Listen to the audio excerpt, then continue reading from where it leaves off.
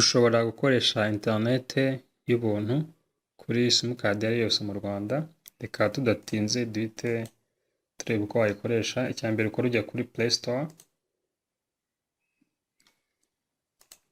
ugashakamo porogaramu yitwa Hama VPN, ni iyi ngiyi, iyi ya mbere ifite aka icon k'umutuku, ka oranje nako, hanyuma ukayikandaho, ugakanda install, ugategereza ko ijyamo.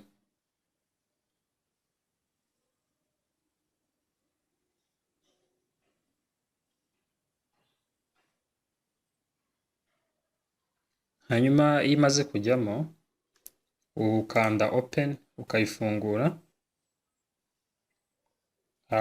Iyo ifungutse rero ni uko iba imeze.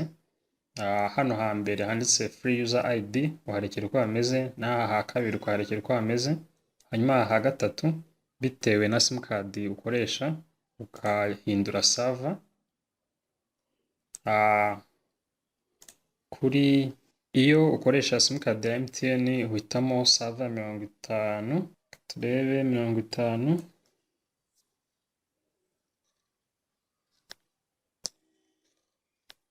ngiyi. Hanyuma hano hakurikiraho ugashyiramo 53, hano hari 500 ushyiramo 53, 0 ukayerekera uko imeze, na UDP ukayerekera uko imeze.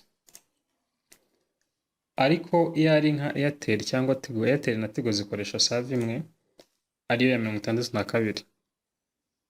Iyi server ya 62, ibindi ubirekera uko nguko, naho ni 53, hano 0 UDP. Ariko ko turi gukoreshamo simukadi ya MTN hano, reka duhitemo server ya 50. Iyo urangije kubishyiramo neza rero, bitewe na simukadi ukoresha, uhita ukanda kuri connect, ukemeza ugategereza. Hano hejuru hahita hakwereka handitse authenticating, finishing setup successful.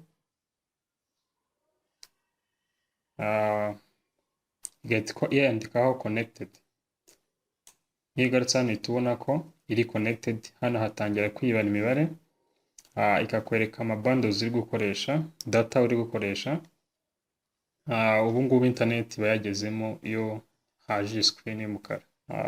So iyo ushaka kuyikuraho ukanda disconnect, ariko gutya ubiri connected, ushobora gusafinga, gukoresha internet y'ubuntu anytime.